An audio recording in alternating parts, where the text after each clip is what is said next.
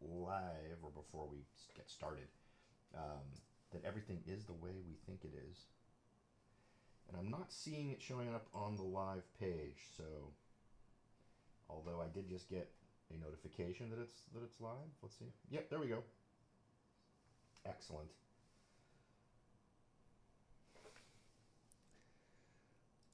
All right. I keep getting these errors from Facebook that something has gone wrong, and we'll get someone on it as soon as we can. But it seems to be working. I'm not seeing a problem. I'm gonna go ahead and face bomb you with my giant old face. Welcome to it, the very first live coffee and real estate stream of the year 2021. It has been I think, interesting year for most folks. I would love to tell you things are going to get better. I would love to say, look forward to a wonderful 2021. But two thoughts come to mind. One, 2021 saying to the year 2020, hold my beer. Or the other one, which is more bumper sticker appropriate, 2021, now we're really screwed. Um, Lots of crazy stuff in the wind in terms of just whether you want to talk about the continuing thing with COVID, or you want to talk about what's going to happen with markets, or you want to talk about all the money that's being spent to the tune of trillions of dollars. And the last time we did this, things did not go horribly well. If you think back to the last real estate downturn and just all the money that's going out there. And remember, every time you're being taxed without having to actually write a check, right? That's what big government spending is. Every time that they borrow more money, issue more bond, all the things that they do to create currency or just print money, that's a tax on you. That dollar in your pocket ends up buying less, right? Um, that's the reason why 100 years ago, a little bit different because we were on the gold standard, but it's what happens. It's inflation, right? It's inflation through printing money. So you could buy what today would be a $1,500 suit of clothes for $20 back then, right? So it just means that your money can buy less and less. That loaf of bread that you want to buy for $5 um, suddenly costs 6 or 7 or 8. Your dollar can just buy less, right? And we are spending money like it's not a big deal in a pretty huge way. You can pretty much Google that and come to the same conclusion in terms of just the amount of money that not only has been spent, but the amount of money that they're talking about spending moving forward. So I don't want to get too hung up on that, but the reality is, debt gets called due. You don't get to just say it doesn't exist, because it does. So at some point, we're going to have to figure out how that shakes out. How do we recover from that? How do we recover from the amount of debt that's being accrued there, and how do we make a sustainable economy based on those kinds of actions? All right, so there are tons of things we could potentially talk about. I am going to make sure that I am looking at comments.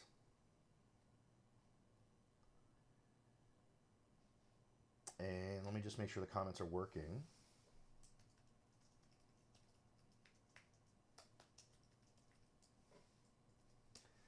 All right, so there we go. It does appear to be working, and oh wow, look at that! I can even see it over there. So cool. So hopefully, I will catch it in potentially two different places. Um, I'm a one-man show here, so I'm looking at the data that I'm sharing with you, and then I'm also looking at the chat back and forth, the comments. So if you comment and I don't respond immediately, I'm not ignoring you. I just haven't seen it yet. So apologies up front if you end up having to wait longer than you'd like. Let's go ahead and start with the numbers, I think. Um, Kind of interesting stuff here. I mean, it's all stuff that this is the same format we've always talked about. And these are all the numbers for December. And we look at Morgan Hill, San Jose, because those are most of the folks I end up working with. I get a few folks in other areas as well. Obviously, I tend to like to work in Morgan Hill's my hometown, so I love Morgan Hill. Morgan Hill's great. So I also end up doing business down here in San Martin and Gilroy, of course. But I also get, I've been around for a long time, so I have past clients from Mountain View and Los Gatos and even Santa Cruz from the few years that I lived over in Aptos. So I've got folks from all over, but I like to focus secondarily on San Jose just because it's such a it's a bigger market, but it's not the whole county, right? When we look at the whole county, and even in San Jose, right? Because San Jose is such a big city, we're covering such a wide area by doing the numbers for Santa Clara County that it can be difficult to get a real feel of what might be happening where you are. So this way, at least you're getting a vision of the variation that we see from, I mean, all of these, both San Jose and Morgan Hill are in Santa Clara County, and we can see some pretty interesting deviations from what happens in the county overall to what happens in cities. So I try to give you a little bit more variety. And for those of you who aren't aware, I will be doing a article on this topic that I'll post to my website at soldbyrobert.com. You can also go to wandsons.com. There's a ton of different URLs, but soldbyrobert.com is going to be probably the easiest one to find because it's pretty easy to remember. So let's go ahead and look at some comparisons here and just to look for trends, right? So the first thing we can do is look at Santa Clara County and take a look at the total number of active listings. So this is the number of homes that were available for sale on the market in December of 2020. And we compare it to the same time last year. We want to do that because we want to eliminate any seasonal influences. And seasonal influences are particularly interesting this time around because we are seeing normal seasonal things not being the norm this year. We talked about this last month, and it continues to be true. In fact, I'd argue it not only continues to be true, it's even more true now than it was a month ago. So at least when we were talking about November's numbers.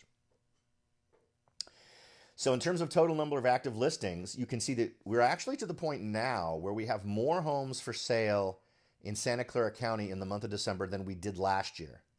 Not by a ton. 60 homes is 60 homes, but when you're talking about Santa Clara County, that's a huge area, so it's hardly perceptible. But it is more, right? San Jose, same thing. We had 467 homes for sale in San Jose same time last year, December of last year. 495 homes. So that's actually kind of good news. Morgan Hill, completely different story. We have half the number of homes. So in Santa Clara County, 5.8% increase in overall inventory for the month.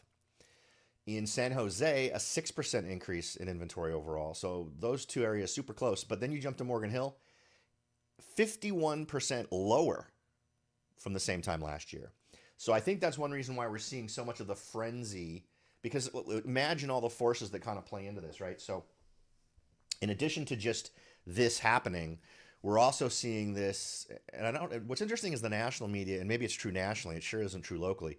A lot of folks are more interested in areas outside of urban centers, right? So Morgan Hill has always tended to be a bedroom community for Silicon Valley. So we're benefiting, I think, from a higher level of attention to properties in terms of buyer interest.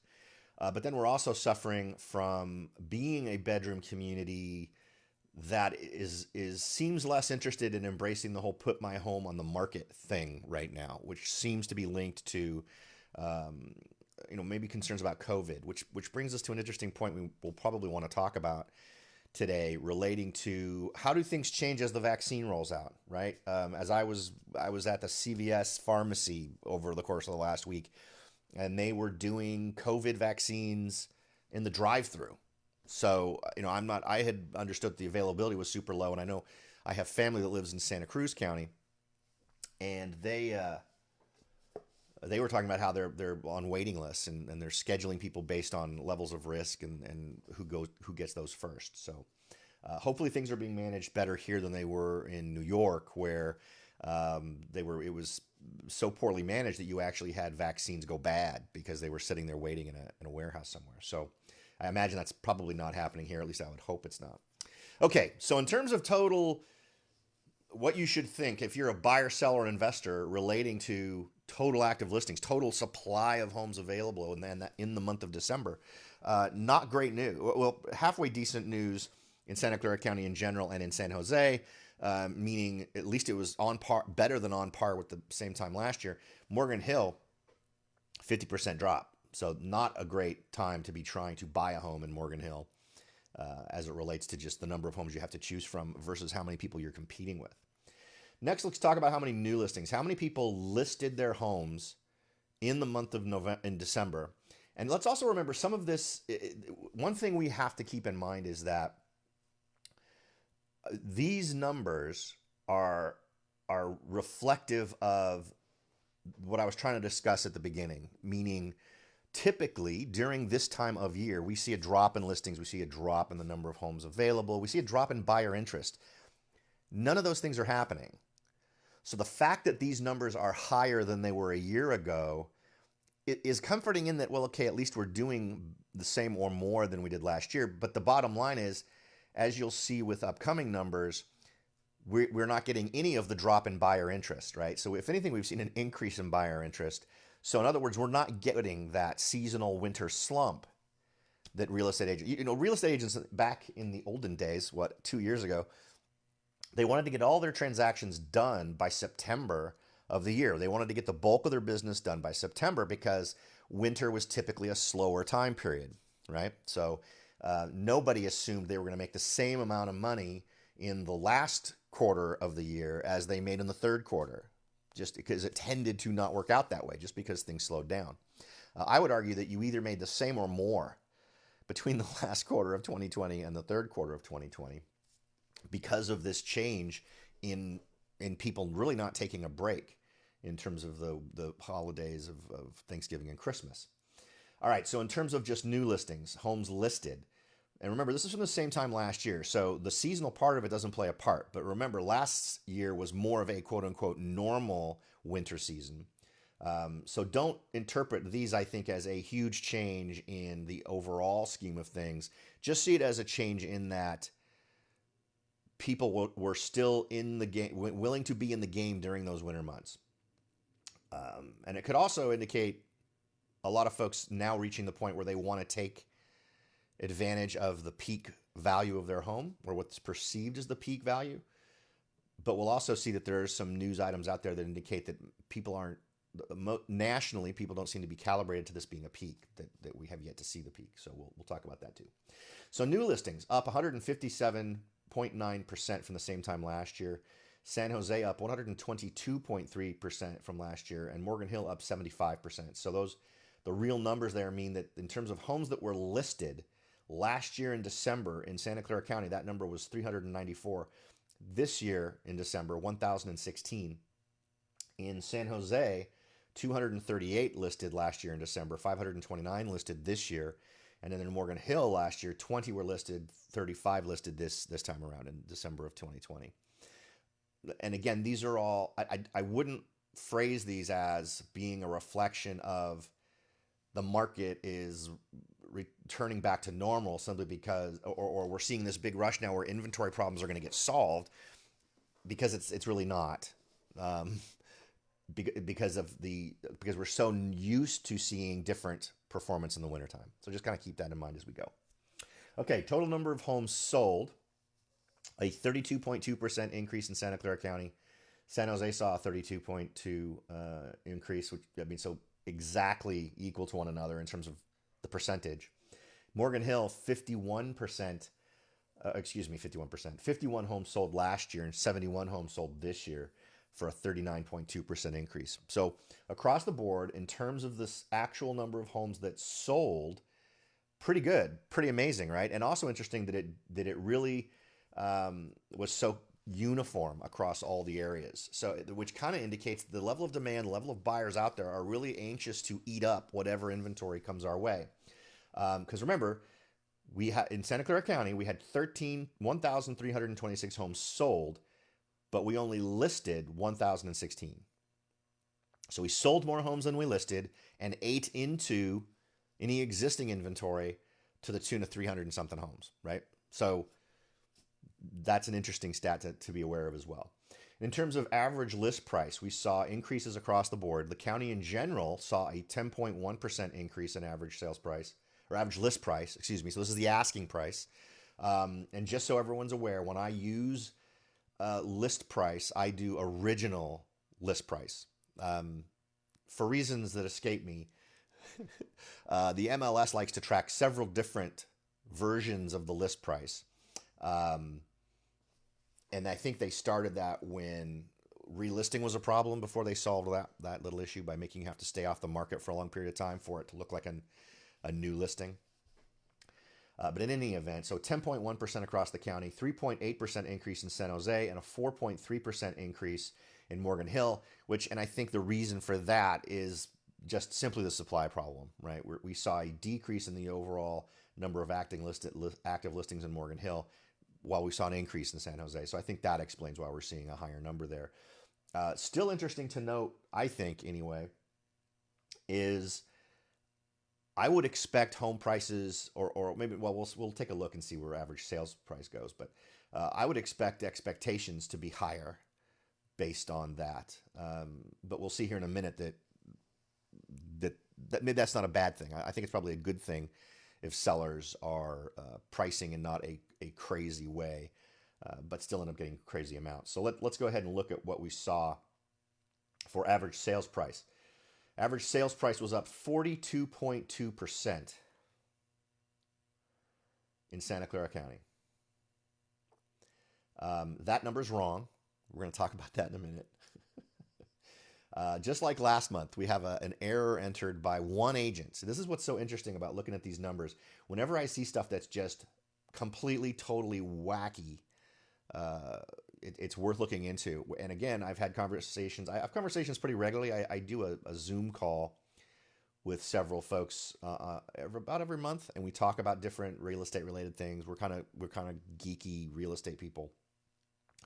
And they'll quote these numbers like, well, these are the numbers. And I'm all, yeah, go look at your source because that's not right. And it's not. And again, we'll discuss that in a minute. San Jose saw a 10.4% increase. Morgan Hill saw an 11.2% increase overall.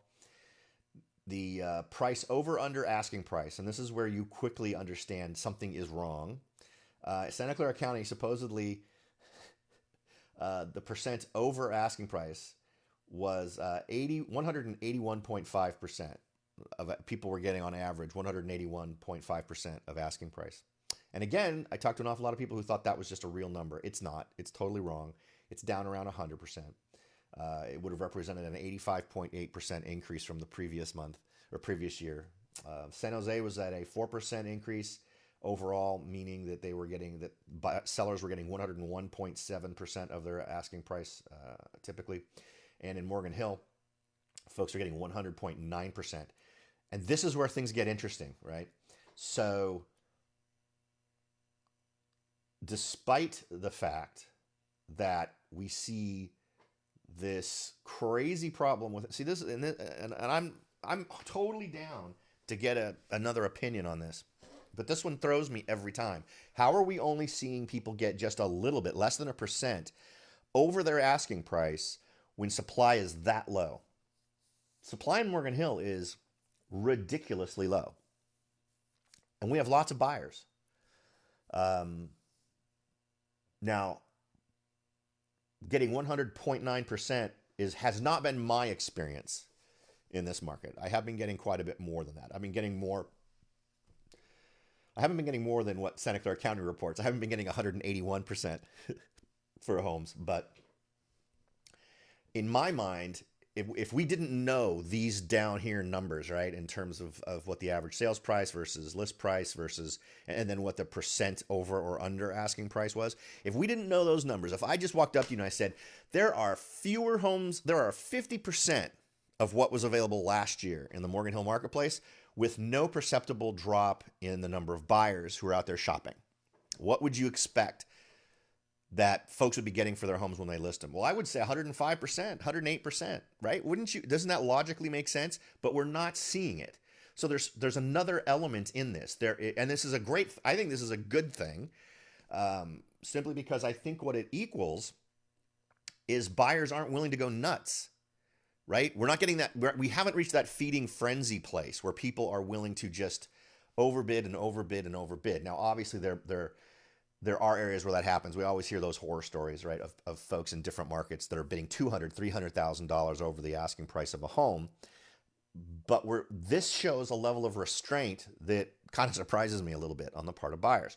Now, just while we're on the subject of percent over and under asking price, let me explain that 181.5%. This kind of stuff annoys the heck out of me. So back on, I think, December 28th, someone listed a home and sold it. It was listed for $499,000. I believe it was Los Gatos. And then when it sold, they said that it sold for $530 million. So probably not. It probably actually sold for 530,000, but that just goes to show you that for an entire county, one transaction, particularly when it's that egregious, right? When it's that obviously mind-blowingly wrong. That wasn't an extra zero. That was an extra 3 zeros. I actually emailed the agent who listed this one to ask, I hope I'm happy for you if you got 530 million for that property, but I'm guessing you didn't. So let me know, and we'll see how that goes. We'll see what my response is. At this particular moment, I have not yet gotten a response. At least I don't think I have. Let me take a quick look. No, I have not gotten a response yet. But I'm sure I will. And it would also be good for that person to update the multiple listing service with the right number, because there are people using this data to convince people of things one way or another relating to the market, and that's just wrong data. All right, so let's cover the last little tidbit here of days on market. And this is right where you would expect it to be. And then once we've done this, we'll look at the trend over the last year or so. Santa Clara County, the total days on market is down 44% if we're just rounding. We're friends, right? We can round. So 23 days to get your home sold in general in Santa Clara County. In San Jose, down 49% from last year, 21 days. And Morgan Hill, 15 days. So down 66%. And again, I mentioned this last month. If it's taking, the only reason it's taking 15 days is agents are forcing people to wait that long. I think last month, which was last year, so I wasn't wrong. I think I mentioned that. So I did a place up in the Santa Cruz Mountains, which sold ridiculously faster than it should have for what the property was, and it was a super complicated circumstance. So, and still that sold ridiculously quick. Another property I mentioned was in the hills here. And the reason I mentioned these specifically is these are ones with particular challenges, right?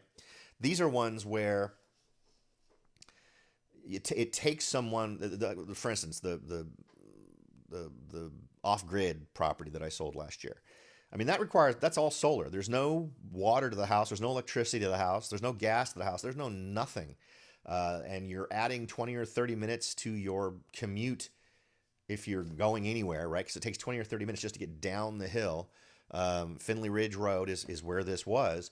And I mention it because of how challenging it is and how historically it's been very difficult or timely or time consuming to get a home sold up there. I've sold a few homes up there, and it can be difficult, right? You got to find the right people. The marketing needs to be very focused in on the niche of folks who are into that kind of stuff. And that's a good example of where we sold that thing in a heartbeat. I mean, it was shocking how much we had to delay people. We had to tell people to hold off. And even then, we still had people preemptively come in with offers. So anyway, so those are those numbers. In terms of over time, I've got it both for Santa Clara County and for Morgan Hill. I'll start with Morgan Hill because I like Morgan Hill. Morgan Hill's probably is my favorite. And this is just a chart that's overlaying on each other. Total active listings, new listings. So the total active listings are blue, the new listings are green, and the homes sold are gray. And you can see here that the homes sold is now right up there with overtaking the new listings and blowing away the total active listings. So, for all intents and purposes, you sold everything. Everything got sold. Inventory that's crazy. Another thing I should run, like we need a new piece of data. The other piece of data that we should run is months of inventory, because that's another one I like to use to get a feeling. But what months of inventory means is if we froze the total amount of properties on the market right now at that number, and we took the number of homes that sell per month and projected it forward month to month to month, how long would it take for every home in inventory to get sold? Right? That's months of inventory that we have like right now. And it's an easy number for me to run. Maybe I could just run it right now while we're talking, right? Let's do it. Let's dare. Let us dare to do these things. So we'll go to stats. We'll do it for Morgan Hill. Months of inventory. And we'll do it for Morgan Hill. You guys can't see what I'm doing. I apologize. I don't have this particular browser hooked up to the streaming thing, but we'll do residential. We'll do everybody. Single family home, condominium, townhouse, the whole residential Megillah. And we will look at the data. So, and see, and this is exactly what this is exactly where I was going to go. I was going to guess less than a month. And we have 0.6 months worth of inventory. And just to calibrate you, right? That's just a number to you. What does it mean in terms of what should you be thinking? If I'm a buyer, seller, or investor, what does this number tell me? Well, normal, right? And if we had it in the 3 to 5 range, I mean, a balanced marketplace would be that 3 to 5 range, and then the further you get over 3 and closer to 5 and then up, that becomes much more of a buyer's market, right? Because that indicates just more homes are out there waiting to get sold. But you have at 0.6, that's what? 2.5 weeks? 2.5 weeks worth of inventory? If inventory stopped coming in and we kept selling at the rate we're selling now. And to sort of calibrate you, so that's in December of 2020. In December of 2019, that number was 1.6. So an additional month's worth of inventory. And again, as we look at these numbers, and I get people wanting to talk about all these different things that are impactful, it all comes down to supply. It really is all about supply. And we had a full month more, still a total seller's market at 1.6. But in December of 2018, we had 2.6. So much closer to being not balanced, still a seller's market, but getting much closer to that seller's market scenario. So, and in terms of just stuff we've seen in terms of this number going all the way back, it wasn't that long ago that we had a semi-healthy number. In January of 2020, we had 2.5 months of inventory. So, and that's the highest number we've had in the last year. But in the same month in January, and again, remember, that's a winter month. We're not seeing normal winters now. But if we look back just again, not that long ago, February of 2019, it was 4.2, a much more healthy and balanced number back then. Okay, so yay, we did that. Let me go back. And if we want to take a look at the rest of these numbers so we can see that this really, anytime you're seeing that homes sold number reaching or surpassing like the green and the blue lines here on this active listings, new listings, home sold page, that's a crazy market. And just look at over the last year how this has diverged, right? So homes sold was completely overshadowed by total active listings, right? There was always a buffer. And where did things go nuts? June of 2020 is when things went kind of nuts, and it has stayed nuts. The total active listings has been below the new listings. I mean, the homes sold has been above the total active listings. We had a slight reversal of that in September, but well, why is this not? That's really weird. Oh, those aren't even plotted. Great. All right. So I am a bonehead. I did not connect these here. So let's, can I just click these? Boink, boink, boink. No.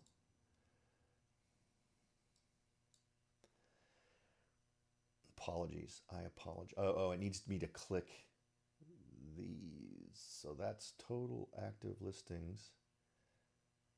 Boink. And boink. And boink, boink, boink, boink. Okay, cool. There we go. All right. So I've been screwed up for a while now. Anyway, so again, even worse than before, right?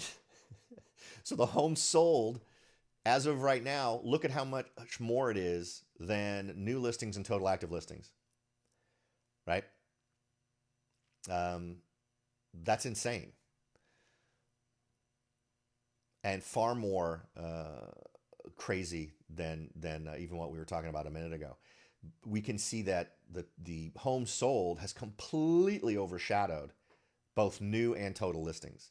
In fact, total active listings and new listings are almost right on par with each other. We're barely replacing these things at enough to even come close to the demand. And this is another number to look at that should make you nuts. If you look at the same time last year, look at the number of homes sold. I mean, we had it kind of flat all the way up through to December. Then in January, you see these downturns, and we're not seeing that. We saw a increase, a jump in sales that in terms of the number of homes sold that just stayed there. It's really ridiculous. Okay, let's see here. Now let's try this guy. Okay, well that seems, I don't understand why the other one automatically did it and then this one didn't. So anyway, I'm not going to worry about it.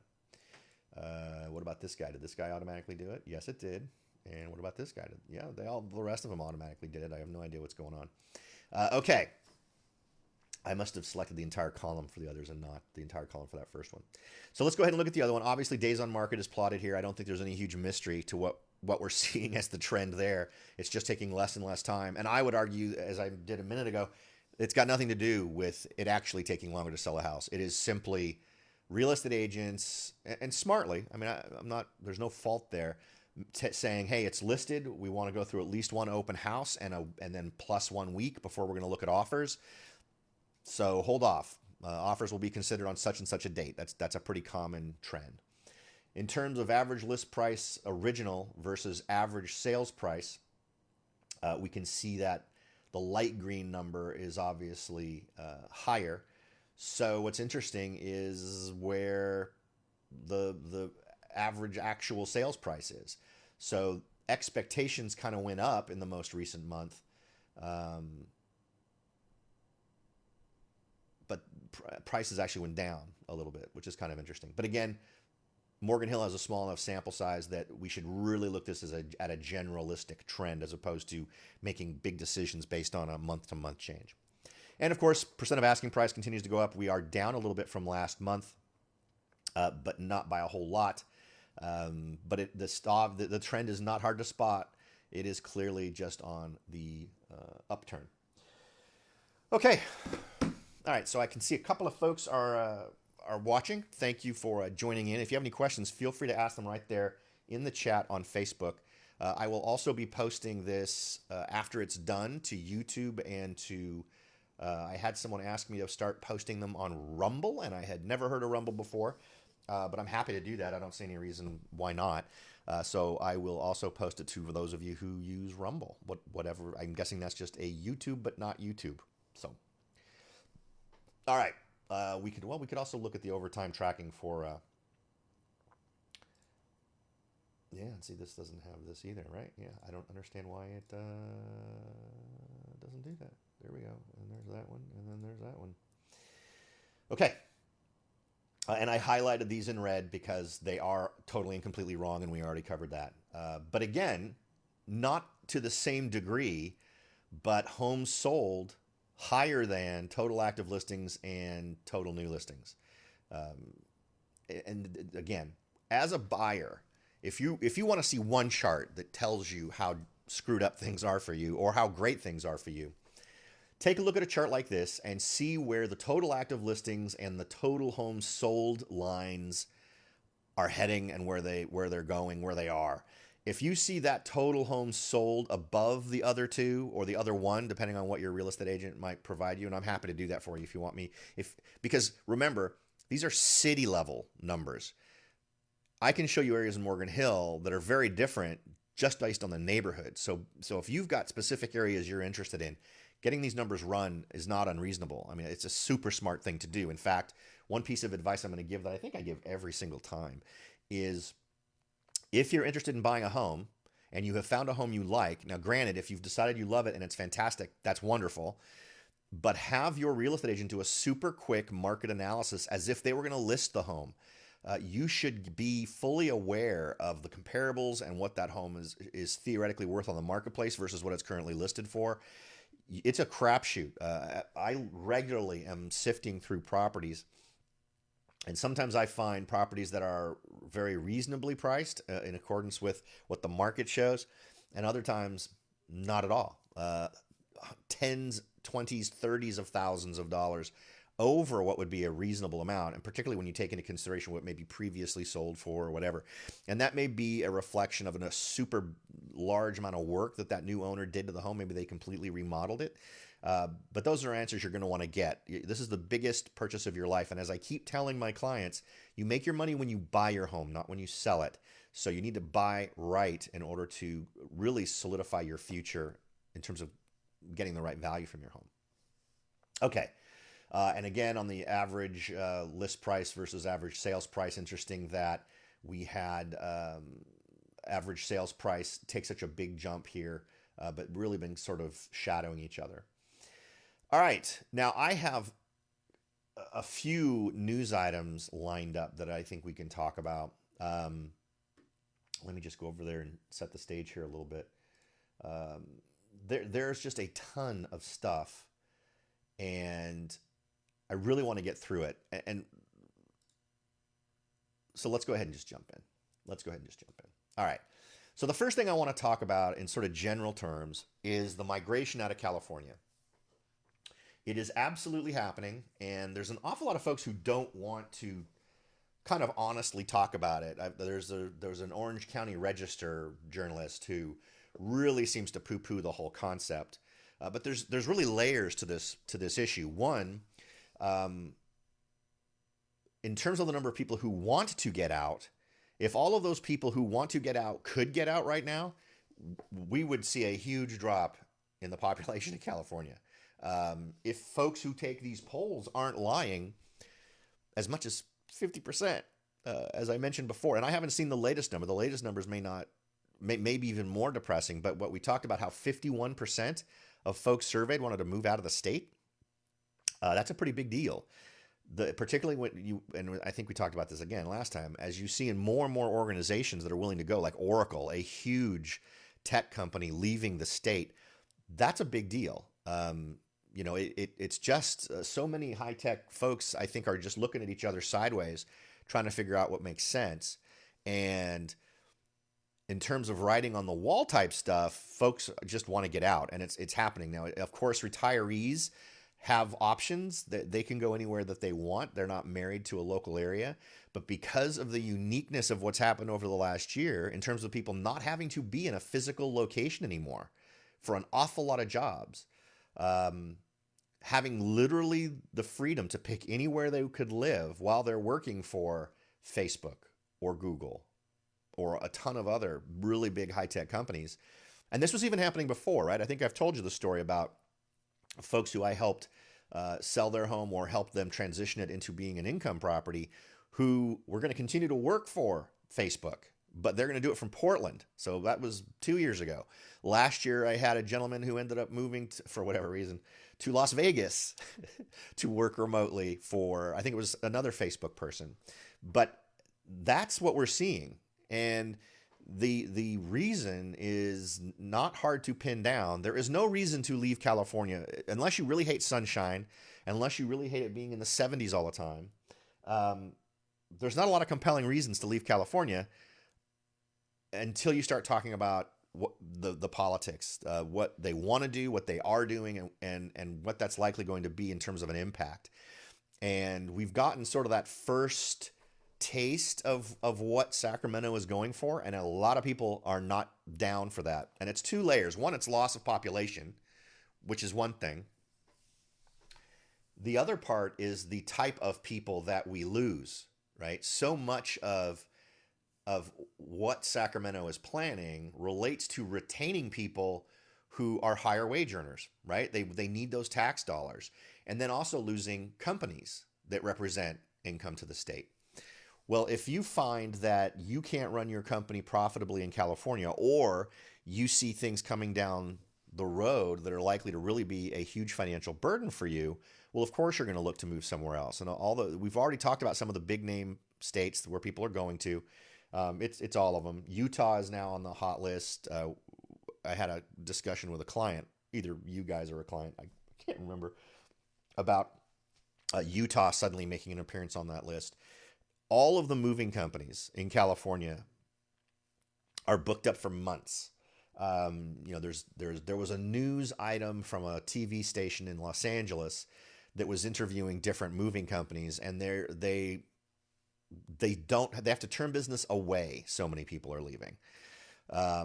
So that's a concern from a general people standpoint, but then also the fact that the odds are you're losing not just a number of people, you're losing far more people that are in the higher wage earner or higher tax contribution column than the average citizen, right? When the CEO of a company decides to move himself and his company out of the state, you're not just losing 127 people.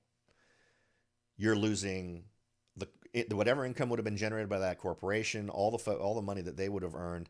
And if it's a high-tech thing, a lot of these people were making a lot more money than the average income for California. So I think you can get where I'm going, that each one of these individual humans represents a much larger loss than if you averaged the number for all Californians, right?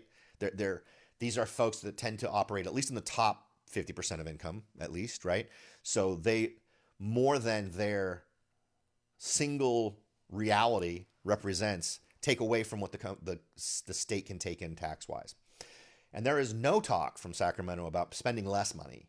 So that equals bad things. That equals them having to increase either tighten the belt and stop spending as much as they're spending, which isn't a common California trend. You don't usually see California saving money. You usually see California spending it. And when they hit a situation like this, I don't see a reduction in spending. I see an increase in the amount of money that they're going to try to get. And they'll do things that they've been sort of putting into effect recently, where if you make some huge amount of money, like over $40 million, they want to try to tax you for leaving the state.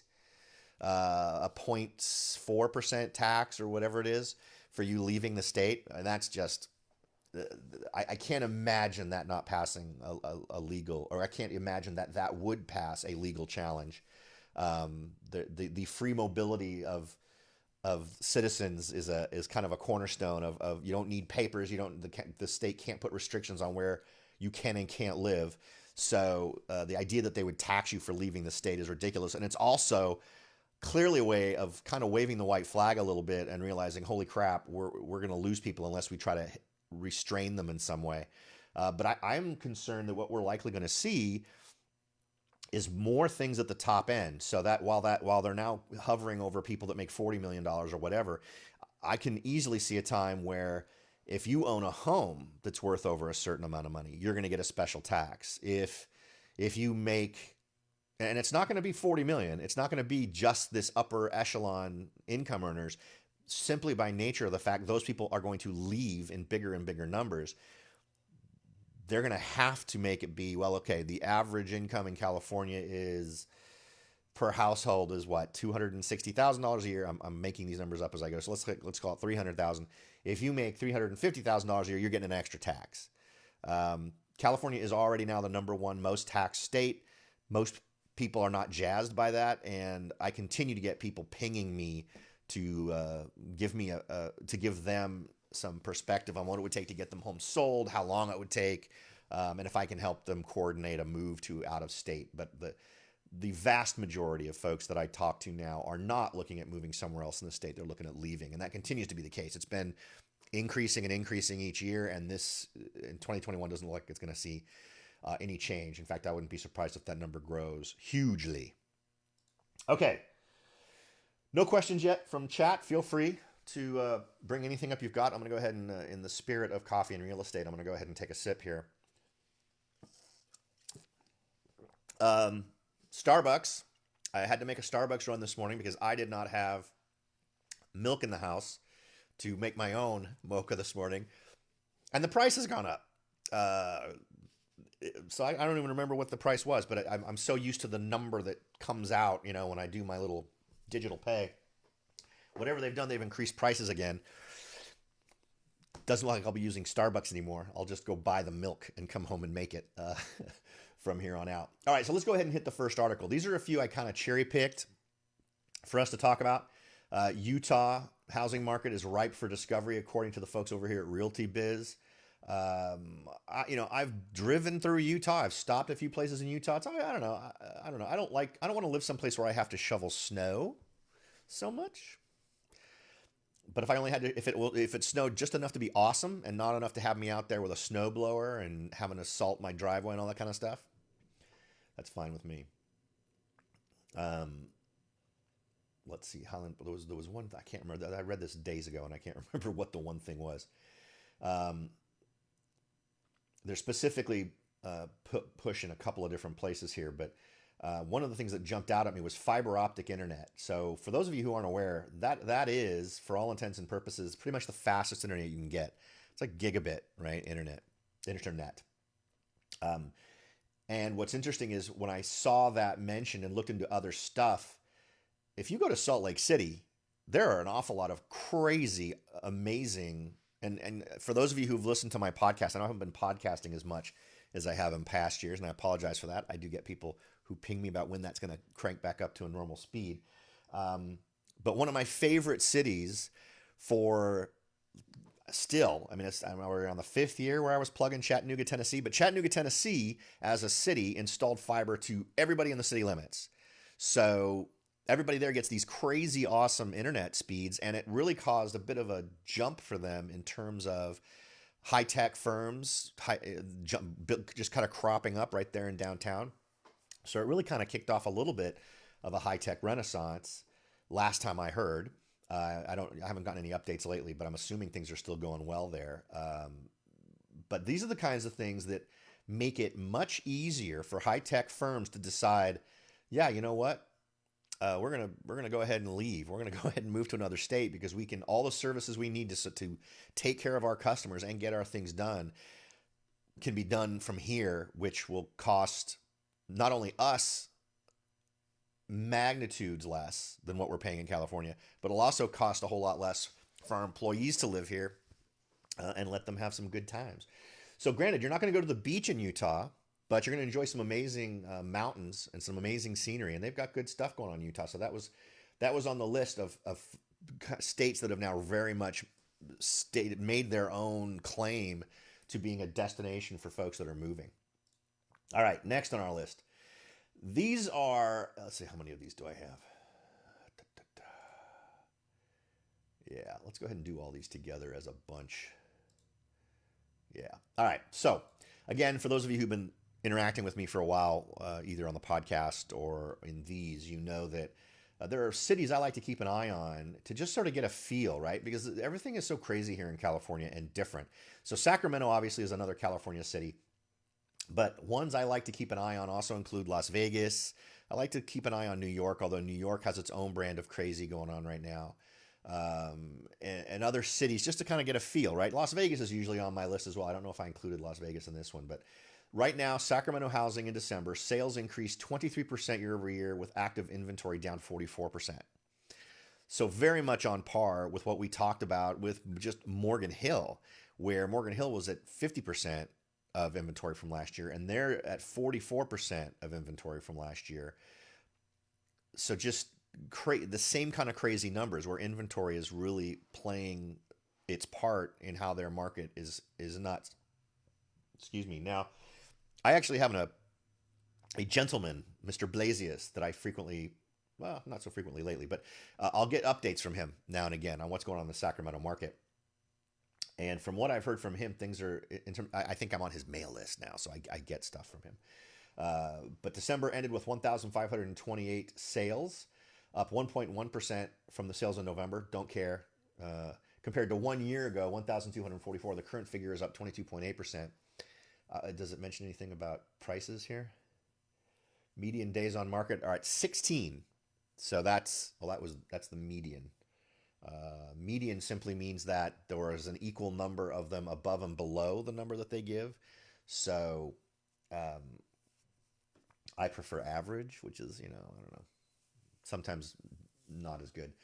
Represents the days between the initial listing of the home as active and the days it goes pending.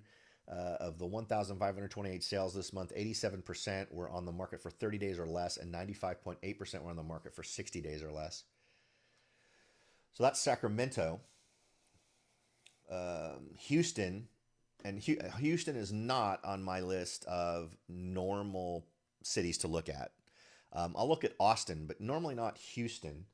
Houston is so freaking hot. I had a wedding I had to go to in Houston once, and they had to have the wedding at night so that it would at least be cooler than during the day. And it was at night. It was 100 and something degrees and just ridiculously humid. So I don't know how people. I don't know. I don't know what the deal was. I don't know what the draw was in Houston. Was it oil? I might be willing to put up with that heat if I'm getting paid in oil barrels back in the day. Anyway, so Houston real estate in December. Although I do like Houston's the way they manage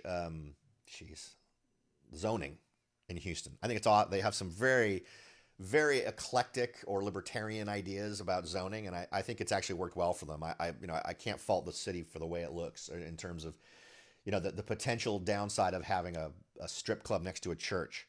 I tend to lean more towards the state is not going to decide things any smarter than individuals, or the market will, the invisible hand, so to speak, of the market. So if someone is brave enough to open up a strip club next to a church and see how well that goes for the strip club, I think that's perfectly fine. Let the market decide, right? Anyway, Houston real estate in December, sales up 27%, inventory down 29%. So, not as extreme as we've talked about with Sacramento and San Jose or Morgan Hill, but still indicative of the same kind of influences. In terms of this blank page, California Association of Realtors on California December housing, sales up 28% year over year, active listings down 47. So this is what the California Association of Realtors, I belong to the California Association of Realtors, right? And they're basically saying the same thing we're seeing, but on average, they're indicating numbers are very much like we're seeing in Morgan Hill, where we have dramatic increases in sales. I think we saw better, if I remember right, we saw better sales in Morgan Hill, but down on par in terms of active listings with what we see in Morgan Hill. Interesting to note that areas that I'm seeing where listings are disappearing, and average prices are up. Salinas is a community I've been tracking for a long time. Areas where I'm not seeing that happen are two areas that I talked about when I did my first show about areas outside the normal envelope for people that might want to consider working remotely. And that was Los Banos and Tracy. Los Banos and Tracy. So Los Banos, no, prices are still relatively flat there. Same with Tracy. I actually was looking at those quite a bit yesterday. So it's interesting to see where that line is. But what's amazing is, and I always do this check as well, both Tracy and Los Banos get awesome internet. So we can see how that potentially could pan out, right? If you're someone who's really focusing on, I want to be able to live and have housing be not my biggest expense anymore. Because here's the amazing thing, right? So I know this is it, right? We're supposed to be chatting. I have conversations pretty regularly, relatively casual, sometimes with something a little bit more potent than coffee, with different clients hanging out and discussing things. I was talking to a client. Really, it was a very casual chat, but they were saying, what if I did? What if I decided I wanted to get rid of my house? What could I do with that? So we took a look at their numbers, and he'd been in that house for a decade at least, and came to the conclusion that if he were to sell his home after he paid off his mortgage, because he refied it once for a lower rate, but he never pulled anything out of it. So here's a guy who, in equity, in money he would have after all the expenses, after he paid me, my commission, and after he paid the state, what the state wants when you sell a house, he'd walk away with about $650,000. So he started thinking, well, what kind of rinky-dink little place could I get in California for that? And I showed him, I had been looking and had on my iPad saved off a couple of properties. And I said, well, how about buying two of these? And there were a couple he could buy in Los Banos. There were a couple he could buy in Tracy, and that wasn't even me going out into the hinterlands, right? Those are still relatively close, right? You're about an hour and 15 minutes away from Silicon Valley, from when you're in Tracy. You're an hour and 40 minutes away from Silicon Valley if you're in Los Banos. You are about an hour away from Silicon Valley if you are hour to hour and 15 if you're in Salinas, or if you're in Monterey, or if you're in Seascape, or if you're in Marina, or all these different communities where prices tend to be lower. And I said, here's one. Here's 3-car garage, 4-bedroom home, 2 bath. And you wouldn't want a 4-bedroom. You'd probably want a 2 or a 3-bedroom. So even cheaper, but you could buy one and buy these both for cash and rent out the other one. And here's what homes are renting for. And it was a very reasonable amount of money. So those are the conversations I'm having. And then when we broadened the conversation, I booted up realtor.com and we could see, well, so you could buy 2 in California, maybe. You might have to finance a little bit on each one, but you could put huge amounts of money down, so there'd be positive cash flow on one that would cover your expenses on the other one. If you decide you wanted to go to Prescott, Arizona, or any of the suburbs of Phoenix, or you wanted to go to Boise in particular, you could buy 3 houses, maybe 4, if again you wanted to finance a little.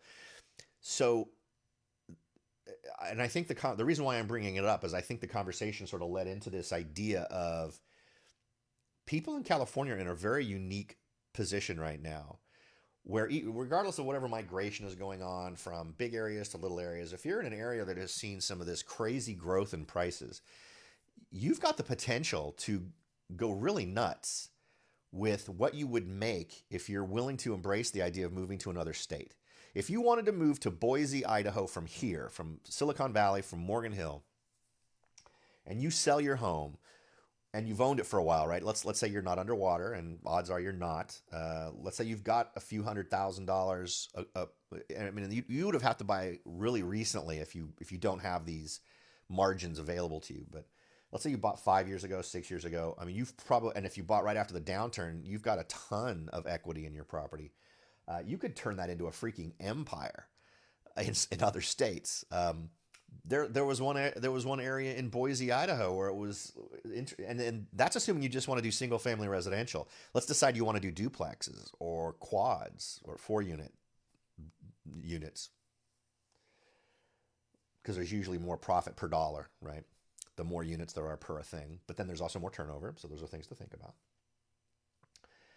But you could get to the point where if you took all that money and dropped it into real estate in these other areas, where and conservatively, I'm not talking about you leveraging tons of money. I'm not talking about you, and if you did want to do that, if you wanted to just embrace leveraging a little, you could up the number of properties that you potentially buy and up your cash flow. But let's say you wanted to move somewhere and you wanted to buy I wouldn't suggest you buy anything more than 5 units. I'd stick with 4 units at most, because rules start to change once you get above 4. But get yourself a quad or 2 quads, and buy yourself a single family residential,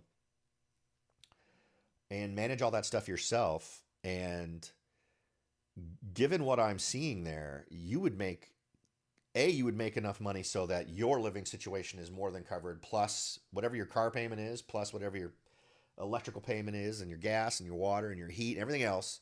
All that would clearly be covered. You'd be making enough that you could arguably live off of all of that.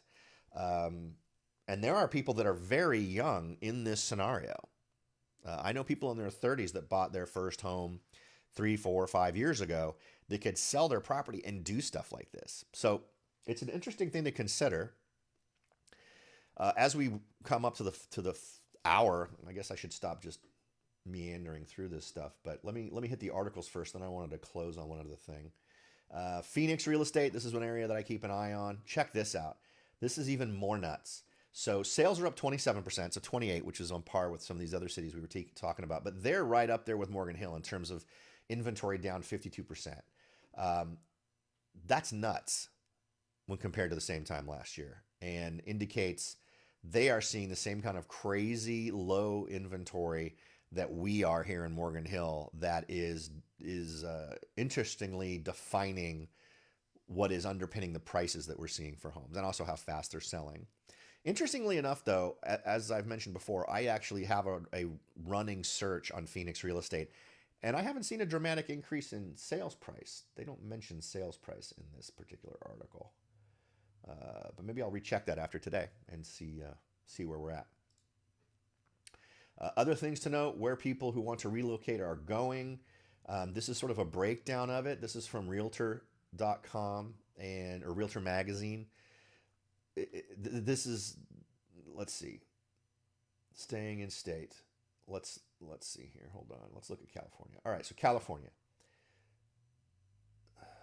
Texas is the number one. What does that mean? Percent of out-of-state movers relocating to the most popular new destination. So I agree with this. Texas is definitely the number one.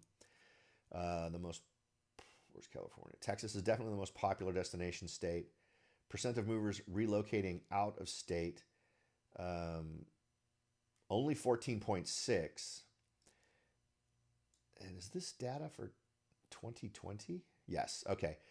I would be willing to bet that I would love to see this plotted over the last 5 years, but I am willing to bet that this number gets really, really boosted over this next year. I'm just hearing too many people, and it's kind of on par right now with stuff I've seen in the past, right? So it used to be in the olden days, right? About 20%, 15 to 20% of the people I talked to were going to move out of state. In terms of anecdotally, right? When I'm listing your home, where are you going to move to? Where do I need to send your mail? That kind of stuff. It was 20% of the time, 10% of the time, in that range somewhere. It was an out of state address. Over the last 3 years, what I've seen is that this my anecdotal on the ground experience hasn't been this. It's been the opposite. It's been that 85% or 80% are leaving and 20% are staying, and this shows the exact opposite of that, which is definitely interesting. But I guess I would tend to buy into this more than my own anecdotal experience. My experience might be more relevant to just people who are moving out of Morgan Hill and San Jose and other areas where I've had people talk to me.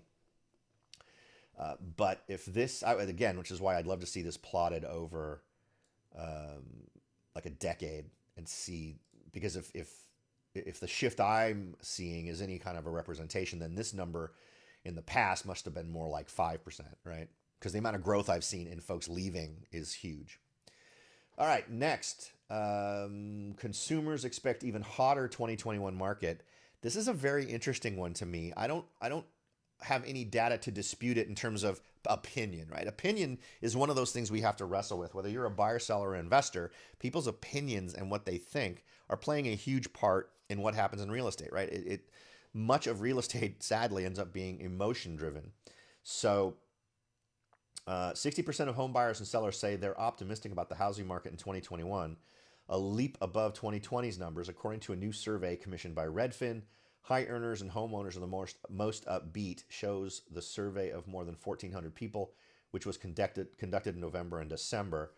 What I'd like to know is, where were these people, right?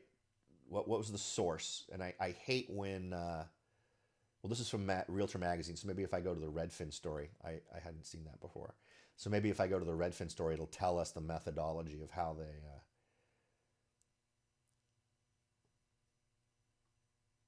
I'd have to read this whole thing to figure it out. Yeah, I hate when they do that. They do not give you the method.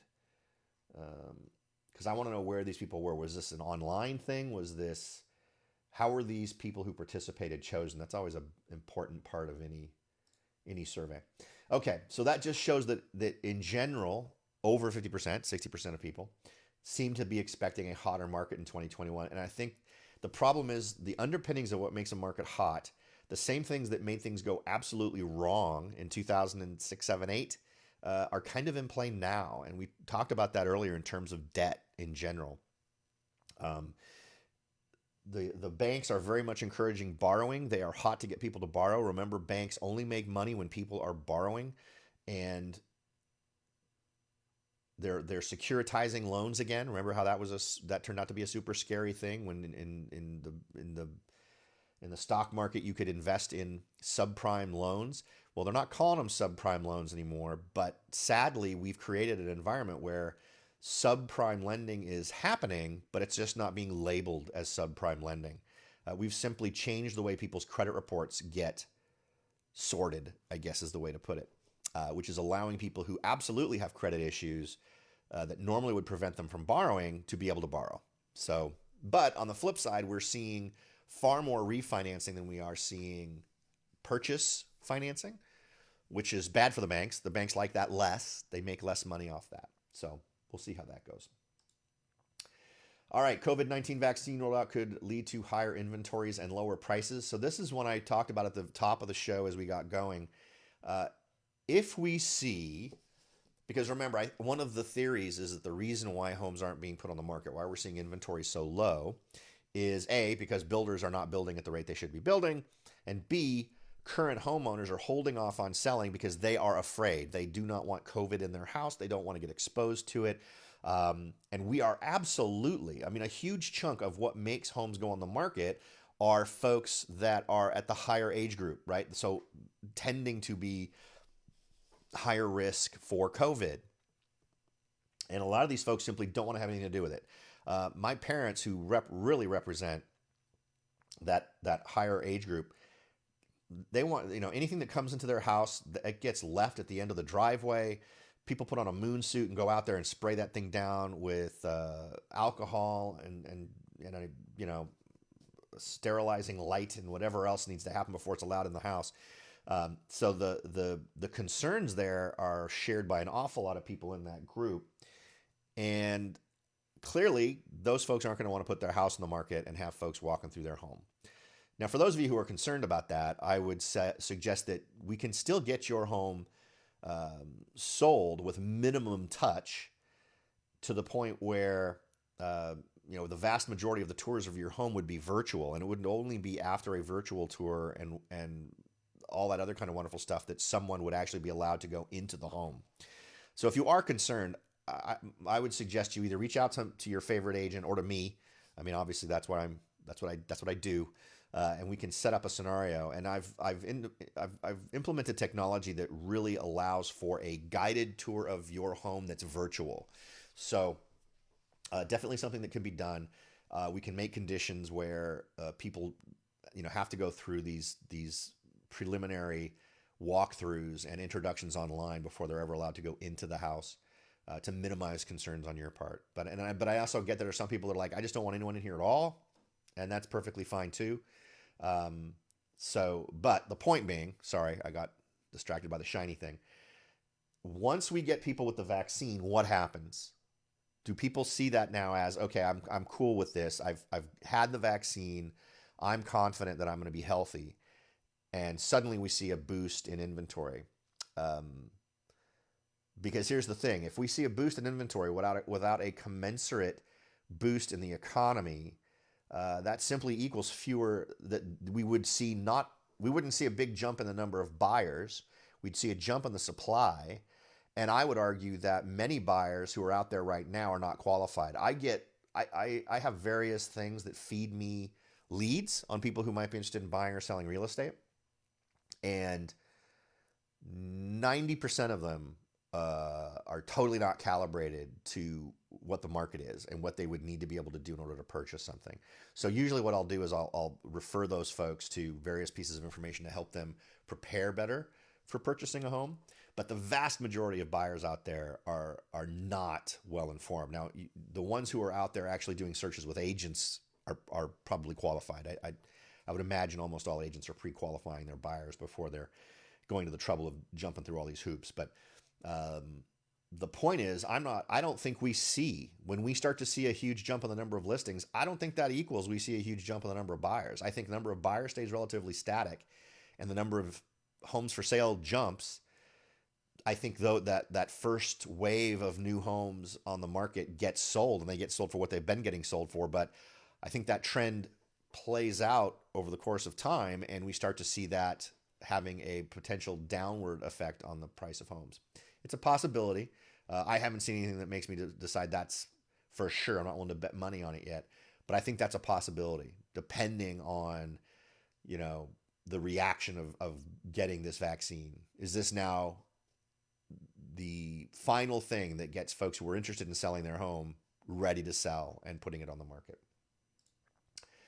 All right, California's growth rate at record low as more people leave, and this is sort of feeds into what we've already talked about.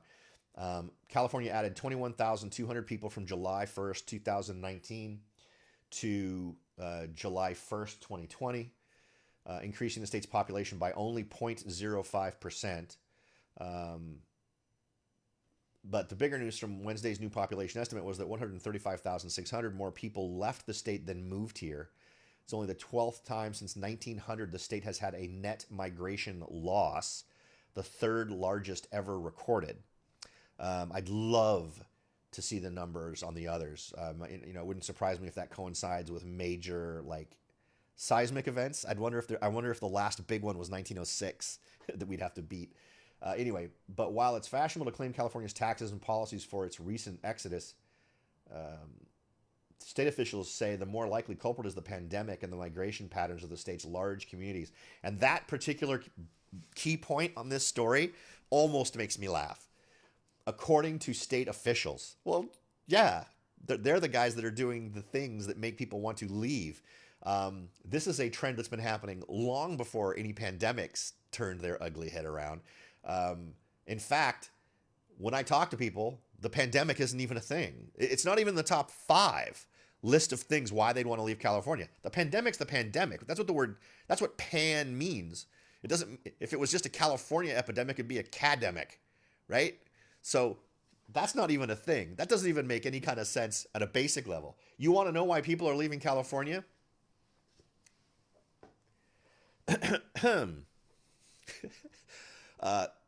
The stuff from Sacramento is insane in terms of laws they're trying to pass, more taxes they're trying to jam down your throats, and plans they have for future things.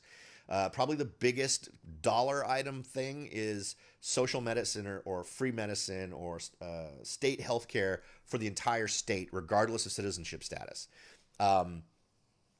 which is going to suddenly equal anybody who's illegal will move to California. All homeless will want to move to California. So you're suddenly burdening the state with that, which is a thing. And this idea already got floated once back when they were going to do it just for California citizens, which was going to be, I believe the budget office was saying 4 to 5 times the current tax rate. We'd have to boost taxes 4 to 5 times to pay for it under those circumstances. So whatever that was, you add on all the undocumented folks and anybody else, that number doesn't go down because of that. So is it 6, 7, 8 times? That's a whole lot of money, and we are losing a disproportionate number of the biggest earners, so the biggest contributors to taxes in the state. That's not going to end well. And I don't hear anybody at the state level saying, well, you know what, we're not going to do that now because we're seeing some concerning things. So there's number one. As I've mentioned on past podcasts, the first time that article came out about the state deciding they want to do this, I had people call me and say, I'm out. How fast can we get my home sold? I want out of here. And I didn't get a single call from anyone saying, hey, you know what, the pandemic's really off the hook here in California, so I want out. Never has been a thing. It has always been about the politics is coming from the Sacramento, taxation specifically. It's also been about how the rule of law is kind of not being enforced, right? So you've got this district attorney.